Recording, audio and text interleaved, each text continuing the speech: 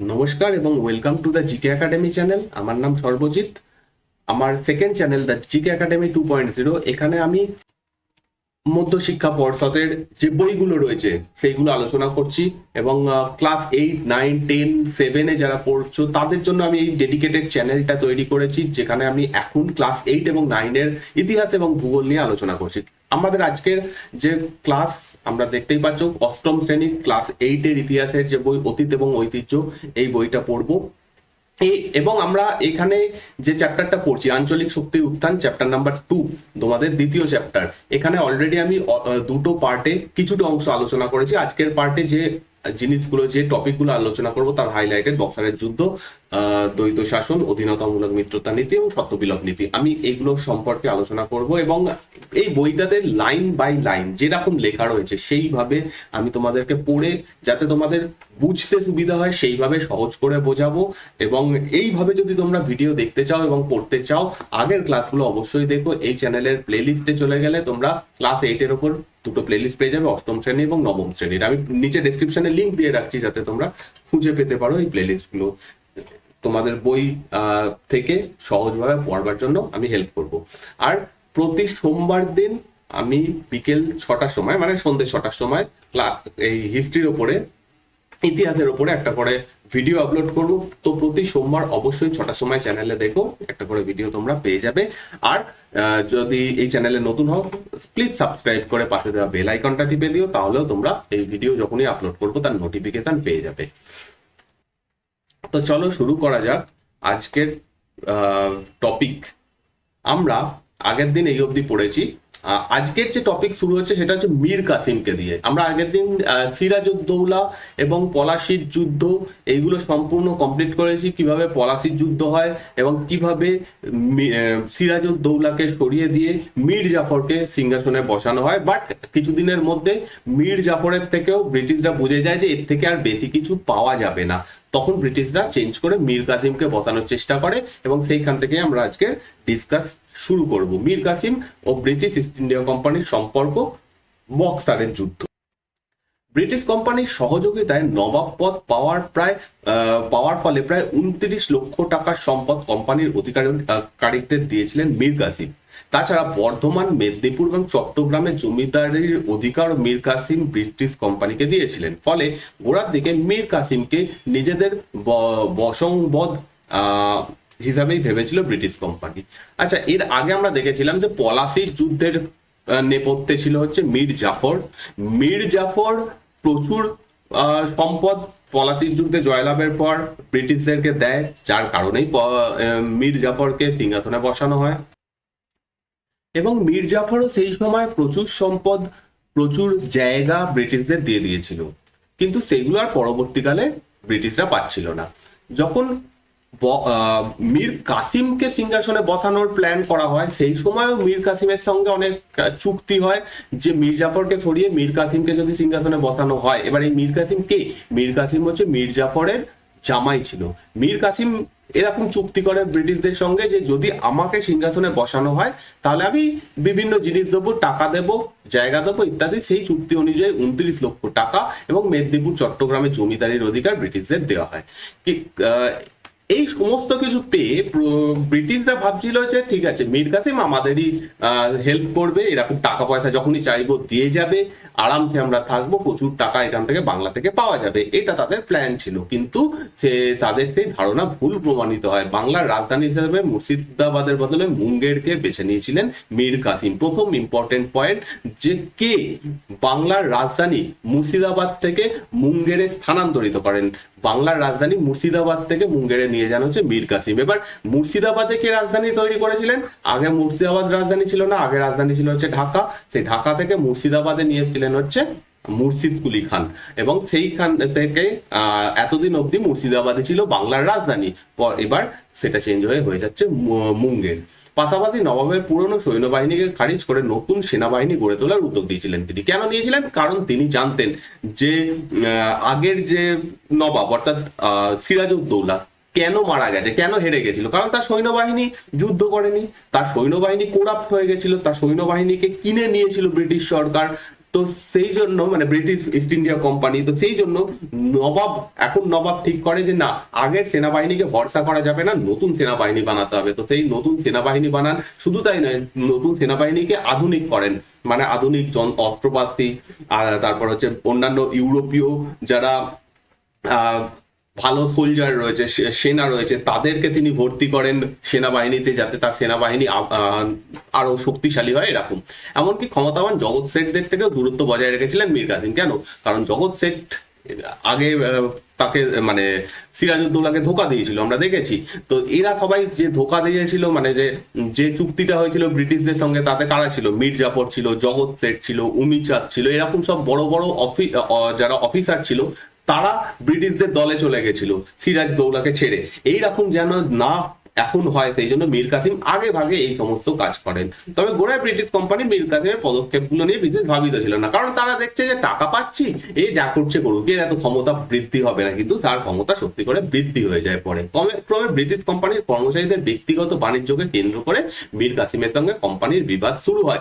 এবার মীর কাসিমের সঙ্গে বিবাদেরও মেন কারণ ছিল সেই বাণিজ্য, সেই দস্তক যেটার মাধ্যমে ব্রিটিশ ইস্ট ইন্ডিয়া কোম্পানি তো বিনা শুল্কে বাণিজ্য করছে, তার সাথে সাথে কোম্পানির যারা কর্মচারী তারাও বিনা শুল্কে বাণিজ্য করছিল।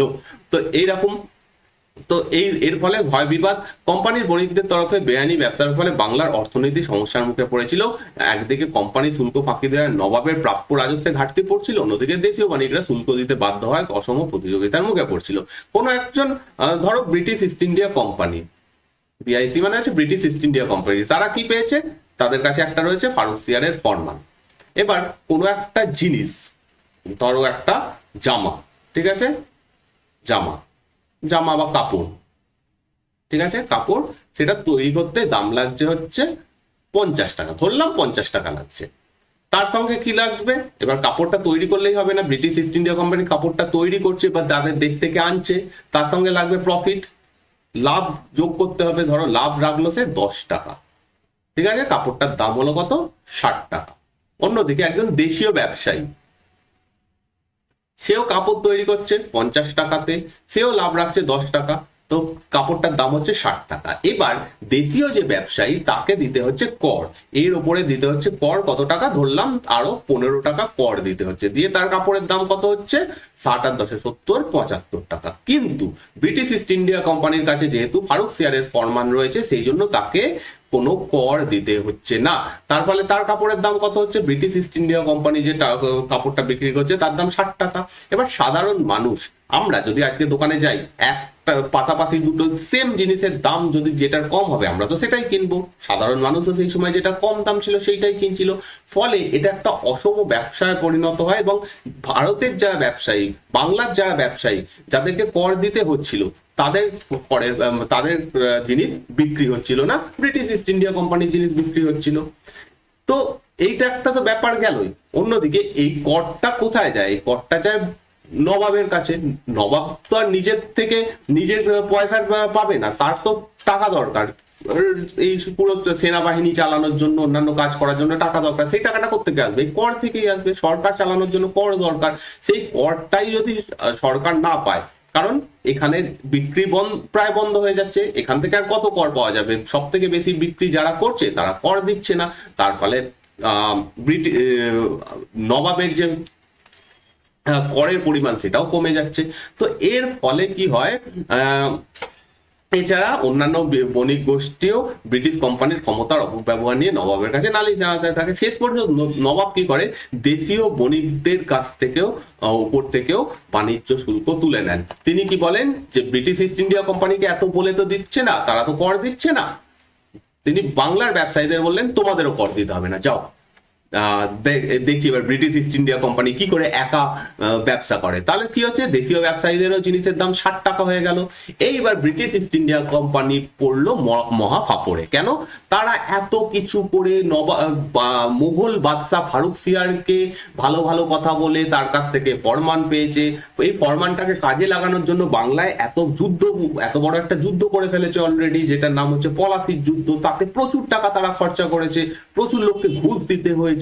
সবকিছু করার পরে যদি তাদের যে লাভ সেটাই না হয়, তারা তাদের যা জিনিসের দাম আর নর্মাল ব্যবসায়ী বাংলার ব্যবসায়ীদেরও জিনিসের দাম যদি এক হয়, তাহলে তাদের লাভ কি হলো? এত কিছু করে তাদের কোনো লাভ হলো না। তো সেই সমস্ত দেখে তারাও যায় চোটে, তারাও ভাবে যে না, এবার মীর কাসিম অনেক হয়েছে, মীর কাসিমকে সরাতে হবে। তো তার ফলে যুদ্ধ হবে, ফলে অসংখ্য প্রতিযোগিতার হাতে দেশীয় বণিকরা রক্ষা পেলেও নবাবী কোষাগার অর্থ সংকটের মুখে পড়ে। অন্যদিকে এর আরেকটা সমস্যা হয়েছিল, এবার কর তো ব্যবসায়ীরা দিচ্ছে না, বাংলার ব্যবসায়ীরাও দিচ্ছে না, ব্রিটিশ ইস্ট ইন্ডিয়া কোম্পানিও দিচ্ছে না, তাহলে নবাবের কাছে টাকা কমে যেতে থাকে, কারণ তার আর উৎস কোথায় টাকার।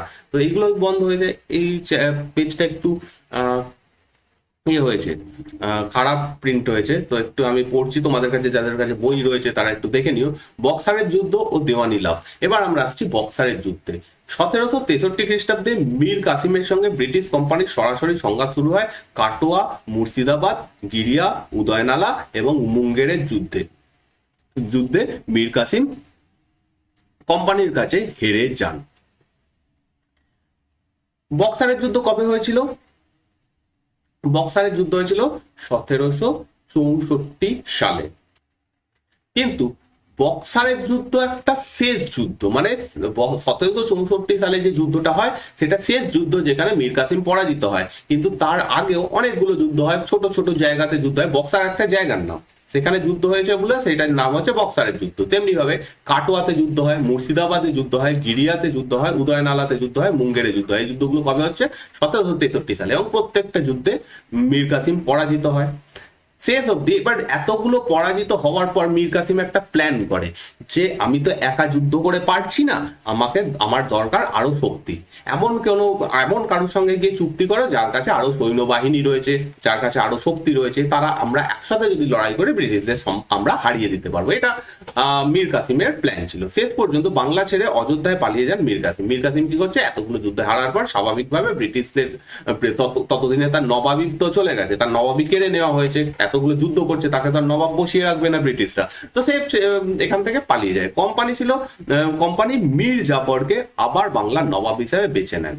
ঠিক আছে, এই অব্দি এই জায়গাতে একটা জিনিস আমি বলে নিই, তারপরে বাকিটা পড়ছি, যে বাংলার পরপর নবাব কারা হন। এটা খুব ইম্পর্টেন্ট, তোমরা চাইলে নোট করে নিতে পারো, কারণ এখানে কোথাও পরপর নোট করা নেই। প্রথম নাম হচ্ছে মুর্শিদ কুলি খাঁ। ঠিক আছে, তারপর কে? মুর্শিদ কুলি খানের পর হচ্ছে, আমি আগের দিন লিখেছিলাম তাই জন্য আমি ওপরে গিয়ে এটাই দেখিয়ে দিচ্ছি, এটা মনে রাখতে হবে। এই সিকোয়েন্সটা তোমরা লিখে নিয়েছো আশা করছি আগের দিনের ক্লাসে। মুর্শিদ কুলি খান, তারপর সুজাউদ্দিন, তারপর সরফরাজ খাঁ, তারপর আলীবর্দী খাঁ, তারপর সিরাজউদ্দৌলা, তারপর মীর জাফর, তারপর মীর কাসিম, তারপরে আবার মীর জাফর নবাব হয়, তারপরে নাজিমউদ্দৌলা। তো এই একটা সিকোয়েন্স মনে রাখতে হবে। তো মাঝখানে মীর জাফর আবার লিখে নেবে, কারণ মীর জাফরকে দুবার সিংহাসনে বসানো হয়েছিল। তো মীর জাফরকে আবার সিংহাসনে বসানো হয়। এবার এদিকে মীর কাসিম কি করে? মীর কাসিম অযোধ্যার শাসক সুজাউদ্দৌলা ও দিল্লির মুঘল সম্রাট দ্বিতীয় শাহ আলমকে নিয়ে মীর কাসিম ব্রিটিশ বিরোধী জোট করে বসেন। তো এবার আমরা যাচ্ছি বক্সারের যুদ্ধের দিকে। বক্সারের যুদ্ধ শুধু মীর কাসিম একা লড়েনি, সেখানে তিনটে পক্ষ ছিল।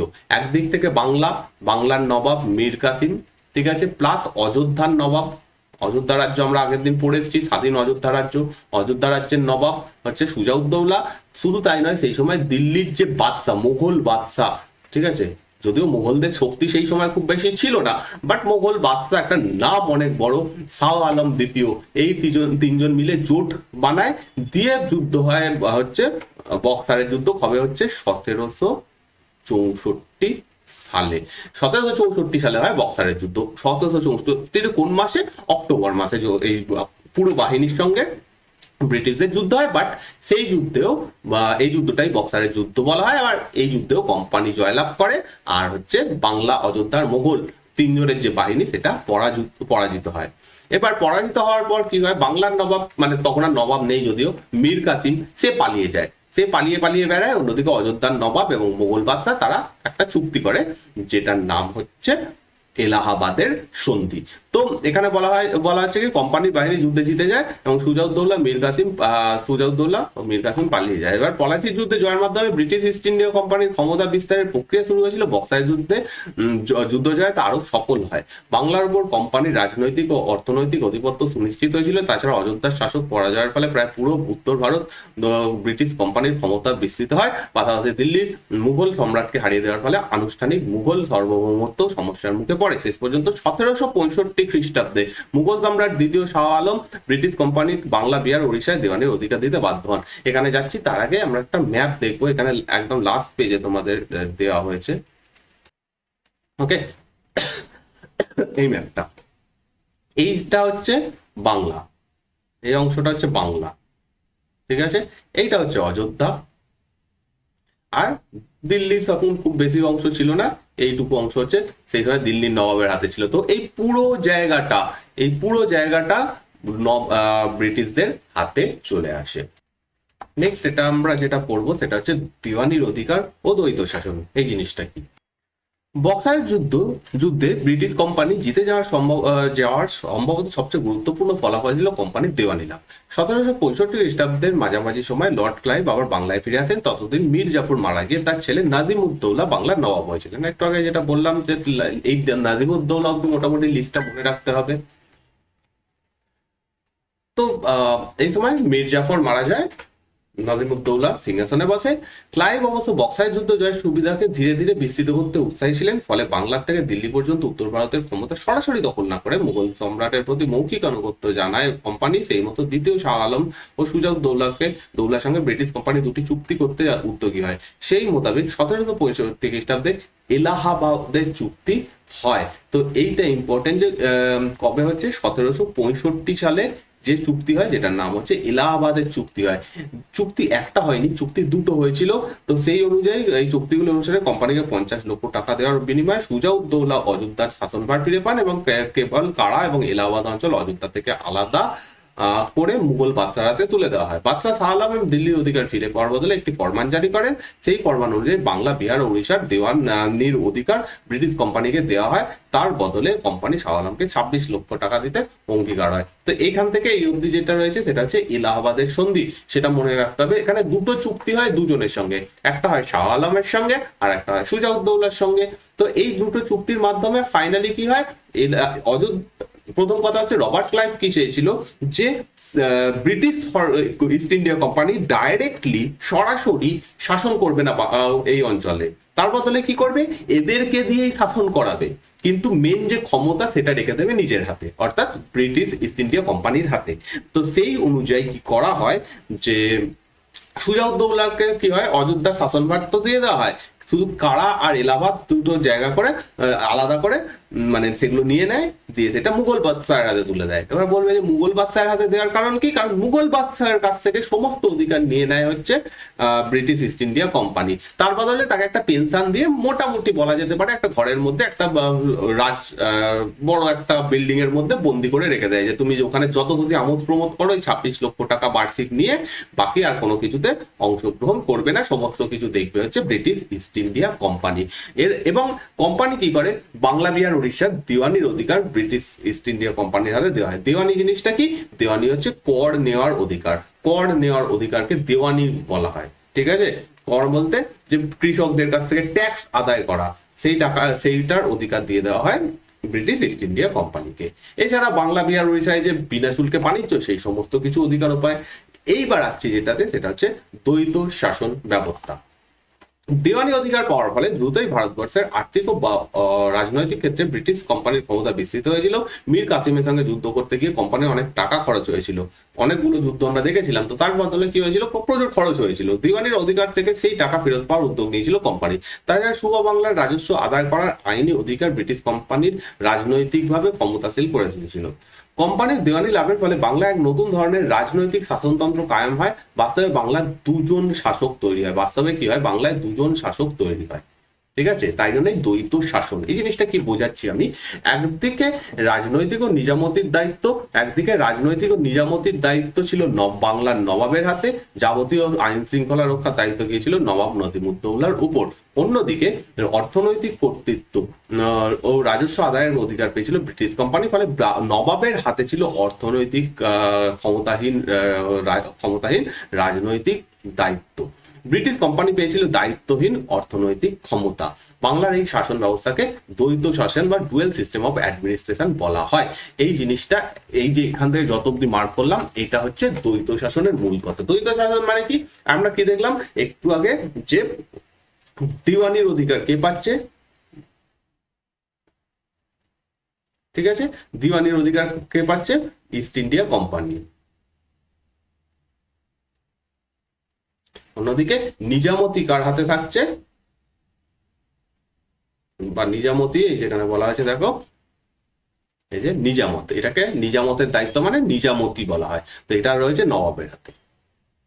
এবারে নিজামতি কি, আইন কানুন প্রতিষ্ঠা করা, কেউ দোষ করেছে তাকে শাস্তি দেওয়া, কেউ চুরি ডাকাতি করেছে তাকে শাস্তি দেওয়া, কেউ জমি নিয়ে মামলা করেছে সেটাকে শাস্তি দেওয়া, এটাকে হচ্ছে নিজামতি বলা হয়। আর দেওয়ানি কি জিনিস, দিওয়ানও বলা হয়, দেওয়ানও বলা হয়, যাই হোক না কেন, দেওয়ানি জিনিসটা কি, যেরকম বললাম কর আদায় করার ক্ষমতা।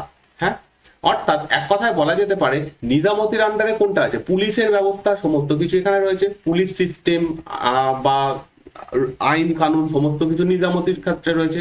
এবার দিওয়ানি অর্থাৎ ট্যাক্স নিচ্ছে, কর নিচ্ছে কে, ব্রিটিশ ইস্ট ইন্ডিয়া কোম্পানি। কিন্তু ব্রিটিশ ইস্ট ইন্ডিয়া কোম্পানিকে যদি ট্যাক্স নিতে হয়, তার হাতে আইনও থাকতে হবে, পুলিশকেও থাকতে হবে। যদি তাকে ট্যাক্স নিতে হয়, যদি পুলিশ না থাকে, তাহলে সেটা সম্ভব নয়। তো এক কথায় বলা যেতে পারে ব্রিটিশ ইস্ট ইন্ডিয়া কোম্পানির হাতে এই ক্ষমতাটাও ছিল, কিন্তু খাতায় কলমে দেখানো হচ্ছে যে নিজামতির দায়িত্ব রয়েছে ব্রিটিশ নবাবের হাতে। এবার ইস্ট ইন্ডিয়া কোম্পানি কি করছে, ট্যাক্স নেওয়ার জন্য প্রচুর অত্যাচার করছে, ট্যাক্স নেওয়ার জন্য তারা পুলিশকে কাজে লাগাচ্ছে, জোর জবরদস্তি করছে, সাধারণ কৃষকদেরকে অত্যাচার করছে। অন্যদিকে নিজামতি ফাংশনের জন্য নবাব আবার কি করছে, সেম পুলিশ দিয়ে সেম লোকগুলোকে আবার অত্যাচার করছে, তাদের ওপর অকথ্য অত্যাচার করা হচ্ছে। তো এর ফলে কি হচ্ছে, বাংলার যারা সাধারণ মানুষ, তারা দুটো সরকার বা দুজন প্রশাসকের হাতে, দুজন শাসকের হাতে অত্যাচারিত হতে থাকে। যেমন দিওয়ানির ক্ষেত্রে ট্যাক্স নিচ্ছে ব্রিটিশ ইস্ট ইন্ডিয়া কোম্পানি, তেমনি নবাব কি করছে, নবাব তার পুলিশ পাঠিয়ে মাঝে মাঝে কৃষকদের কাছ থেকে বিভিন্ন অন্যান্য টাকা নেওয়ার চেষ্টা করছে, বা অন্যান্য সাধারণ মানুষদের কাছে অন্যান্য টাকা নিচ্ছে। তো প্রচুর পরিমাণে এই সময় অত্যাচার করা হয় সাধারণ মানুষকে। এই ব্যবস্থাটাকে দ্বৈত শাসন বলা হচ্ছে। এই দ্বৈত শাসনের ফলে বাংলার অবস্থা খারাপ হয়ে যায়, সম্পূর্ণভাবে বাংলার অবস্থা খারাপ হয়ে যায়, যার ফলে দেখা দেয় 76-এর মন্বন্তর। তো সেখানে যাচ্ছি, তো এই জিনিসটা আশা করছি বোঝা গেল। এবার ব্রিটিশ ইস্ট ইন্ডিয়া কোম্পানি নিজেরা এই ট্যাক্স কালেক্ট করতো না, কর আদায় তারা নিজেরা গিয়ে, ব্রিটিশ অফিসার গিয়ে ট্যাক্স আদায় করতো না। তার জন্য কি করতো, এই ইস্ট ইন্ডিয়া কোম্পানি তাদের আন্ডারে কয়েকজন ভারতীয়কে নিযুক্ত করেছিল, তাদেরকে নাজিম বলা হতো, নাজিম। ঠিক আছে, তো এই নাজিমরা অ্যাকচুয়ালি ট্যাক্স কালেক্ট করে ইস্ট ইন্ডিয়া কোম্পানিকে দিত। নবাবের হাতে টাকা নেই, কারণ ট্যাক্স সে কালেক্ট করছে না। আর ইস্ট ইন্ডিয়া কোম্পানির হাতে কোনো হচ্ছে দায়িত্ব নেই। কেন তার দায়িত্ব নেই, কেন তার কাজ হচ্ছে ট্যাক্স কালেক্ট করা, নিয়ে চলে গেছে, বাকি বিচার করা, বাকি শাসন করা, সমস্ত কিছু করতে হবে কাকে, নবাবকে। ইস্ট ইন্ডিয়া কোম্পানির হাতে প্রচুর টাকা যাচ্ছে, নবাবের হাতে কিছুই টাকা যাচ্ছে না, সেই জায়গায় তার প্রচুর দায়িত্ব রয়েছে কিন্তু কোনো ক্ষমতা নেই। তো এই জিনিসটাকে বলা হচ্ছে দ্বৈত শাসন ব্যবস্থা। ব্রিটিশ ইস্ট ইন্ডিয়া কোম্পানি ছিল একটি বিদেশি শক্তি। সেই প্রথম কোনো বিদেশি বণিক কোম্পানির হাতে একটি সুবার অধিকার, দেওয়ানির অধিকার ন্যস্ত হয়েছিল। ক্রমে দেখা যায় নিজেদের বাণিজ্য চালানোর প্রয়োজনে ব্রিটিশ কোম্পানি ব্রিটেন থেকে মূলধন নিয়ে আসার পরিমাণ হ্রাস পেতে থাকে। বাংলার রাজস্বই বাংলায় ব্যবসায় লগ্নি হয়, বা বাংলার রাজস্বই কোম্পানির ব্যবসায় লগ্নি করা হয়। বস্তুত 1757 থেকে 1765 খ্রিস্টাব্দের মধ্যে ব্রিটিশ ইস্ট ইন্ডিয়া কোম্পানি বাংলার প্রধান শক্তি হিসাবে প্রতিষ্ঠা পায়। ফলে ধীরে ধীরে ভারতীয় উপমহাদেশে ব্রিটিশ সাম্রাজ্যের বিস্তারের ভিত তৈরি হয়েছিল, বণিকের মানদণ্ড ক্রমে রাজদণ্ডে পরিণত হয়েছিল। এই অবধি যেটা বলা হচ্ছে, এতদিন অবধি ব্রিটিশ ইস্ট ইন্ডিয়া কোম্পানি কি ছিল, একটা ব্যবসায়ী কমিটি, একটা ব্যবসায়ী কোম্পানি, যারা ব্যবসা করার জন্য এসেছিল। এবার ব্যবসা করার জন্য কি দরকার, টাকা। ইংল্যান্ড থেকে টাকা আসতো ব্রিটিশ ইস্ট ইন্ডিয়া কোম্পানির কাছে। ইস্ট ইন্ডিয়া কোম্পানির কাছে কেন আসতো? কারণ হচ্ছে কাঁচা মাল কেনার জন্য, জিনিসপত্র কেনার জন্য, কারণ ব্যবসা করার জন্য তো টাকা লাগবে। সেই টাকাটা আসতো কোত্থেকে? ইংল্যান্ড থেকে। সেই টাকা দিয়ে কি হতো? ইংল্যান্ড থেকে এসে এখানে জিনিসপত্র কিনতো বা এখানে জিনিসপত্র তৈরি করতো ইস্ট ইন্ডিয়া কোম্পানি। সেই জিনিসপত্র কি হতো? ভারতে বিক্রি হতো, ইন্ডিয়াতে বিক্রি হতো। এবার যখন ভারতে তারা দিওয়ানি পায়, ইংল্যান্ড থেকে টাকা আসা বন্ধ হয়ে যায়। তার ফলে কি হচ্ছে? ভারতের টাকাই তারা নিচ্ছে, সেখানেই জিনিস তৈরি করছে, আবার সেটা ভারতে বিক্রি করছে। এবার এখানে যে প্রফিটটা হচ্ছে সেটা চলে যাচ্ছে কোথায়? ইংল্যান্ডে। এর ফলে কি হচ্ছে? ভারতের টাকা ব্যাপক পরিমাণে বাইরে চলে যেতে থাকে। আগে কি হতো? বাইরের থেকেই টাকা আসছিল, সেখান থেকে যে প্রফিট হচ্ছিল সেটা বাইরে যাচ্ছিল, খুব ভালো ব্যাপার। এতে এরকম ভাবে ব্যবসা এখনো হয়। কিন্তু এখানকার টাকা এখানেই নিয়ে, এখান থেকে নিয়ে ইংল্যান্ডে পাঠিয়ে দেওয়া হতো। এইরকম একটা ব্যাপার হয়ে যায় যখন তারা দিওয়ানির অধিকার পায়। তার ফলে ব্যাপকভাবে বাংলাতে দুর্ভিক্ষ দেখা যায়, মানুষ না খেতে পেয়ে মারা যায়। কারণ প্রচুর এখানকার যারা মানুষ ছিল তাদের ব্যবসা বাণিজ্য বন্ধ হয়ে যায়, সমস্ত কাজ বন্ধ হয়ে যায়। এবং এই সময় এতই খারাপ অবস্থা হয় যে সেই সময় মন্বন্তর অ্যাকচুয়ালি একটা জিনিস, যেখানে দুর্ভিক্ষ যদি খুব ব্যাপক পরিমাণে হয় তাকে মন্বন্তর বলা হয়। তো এই 76-এর মন্বন্তর হয়েছিল 1765 থেকে 1772 খ্রিস্টাব্দ অব্দি, বা দ্বৈত শাসন চলেছিল। দ্বৈত শাসন জিনিসটা কি? এই দ্বৈত শাসন জিনিসটা আমরা অলরেডি দেখে এলাম যে দুজন শাসক। তো এই দ্বৈত শাসন চলেছিল 1772 অব্দি, 1765-তে শুরু হয়েছিল, 1772 অব্দি। এই সময় ব্রিটিশ কোম্পানির একমাত্র লক্ষ্য ছিল যত বেশি সম্ভব রাজস্ব আদায় করা। এর ফলে 1770 সালে বাংলায় ভয়ানক দুর্ভিক্ষ দেখা দিয়েছিল। বঙ্গাব্দের হিসাবে বছরটা ছিল 1176 বঙ্গাব্দ। সেই জন্য এই দুর্ভিক্ষকে 76-এর মন্বন্তর বলা হয়। তো এটা যদি বলা হয় 76-এর মন্বন্তর কাকে বলে, তো এটা হচ্ছে তার জন্য লিখতে হবে। তো এটা আমি এখানে যেগুলো মার্ক করছি, যে জায়গাগুলো, সেগুলো খুব ইম্পর্টেন্ট, তোমরা বইতে মার্ক করে নিতে পারো। তো 1770-এ কি হচ্ছে? বাংলাতে ব্যাপক দুর্ভিক্ষ দেখা দিচ্ছে, কারণ প্রচুর মানুষ না খেতে পেয়ে মারা যায়, বিনা চিকিৎসায় মারা যায়, এরকম অবস্থা হয়। তো সেটা হচ্ছে 1770। এবার সেটা ইংরেজি সালে, কিন্তু বাংলা সাল অনুযায়ী সেটা হয়েছিল হচ্ছে 1176। তো 1176-এর এই মন্বন্তরটা হয়েছিল বলে সেটাকে 76-এর মন্বন্তর বলা হয়। তো এখানে একটা কোটেশন দিয়েছে যে কি অবস্থা হয়েছিল। 1768 খ্রিস্টাব্দের প্রারম্ভে যে সকল কৃষক সন্তান আশা উৎসাহের সহিত গ্রাম্য সঙ্গীত গান রচনা করিত, ক্ষেত্রে ক্ষেত্রে হলকর্ণ নিযুক্ত হয়েছিল উপযুক্ত। এখানে এটা পুরোটা দিয়েছে যে কিভাবে কি অবস্থা হয়েছিল বাংলাদেশের। তোমরা সেটা একটু রিডিং করে নিতে পারো, যে 76-এর মন্বন্তরের যে পরিণতি কি হয়েছিল বা কি অবস্থা হয়েছিল সেই সময়ের এত অবধি, সেটা বলা হয়েছে। একবার রিডিং করতে পারো, খুব ইম্পর্টেন্ট কিছু এখানে নেই, বাট একটা জিনিস বলা যেতে পারে যে এই মন্বন্তরের কারণে বাংলার সেই সময় যা জনসংখ্যা ছিল 1/3 জাস্ট না খেতে পেয়ে এবং বিনা চিকিৎসায় মারা যায়। বিশাল বড় একটা জনসংখ্যা, টোটাল জনসংখ্যার 1/3, মানে বিশাল বড় একটা জনসংখ্যা জাস্ট না খেতে পেয়ে এবং বিনা চিকিৎসায় সেই সময় মারা যায়। আচ্ছা, বাকিটা আজকে কমপ্লিট করা যাবে না, কারণ অনেকটা বড় হয়ে গেল ভিডিওটা। আমি খুব তাড়াতাড়ি 1-2 দিনের মধ্যেই এই যেটুকু অংশ রয়েছে, কারণ এই জায়গাটা বোঝানোর রয়েছে অনেকটা, সেই কারণে এটা কমপ্লিট করার জন্য ছোট আর একটা পার্ট আমি তৈরি করব এই চ্যাপ্টারের উপর। তো তোমাদের যদি এই ক্লাসটা ভালো লাগে এবং তোমরা যদি বুঝতে পারো আমার বোঝানো, এবং এই চ্যানেলে নতুন হোক, প্লিজ সাবস্ক্রাইব করে পাশে দেওয়া বেল আইকন অবশ্যই টিপে দিও। আর লাইক করো ভিডিওটা, শেয়ার করো, কমেন্ট করে জানিও যে কেমন লাগছে, বা যদি তোমরা কিছু বুঝতে না পারো তাহলেও কমেন্ট করে জানাতে পারো, আমি তার অ্যান্সার দিয়ে দেবো। দেখা হচ্ছে নেক্সট ক্লাসে। থ্যাংক ইউ এই ভিডিওটা দেখার জন্য।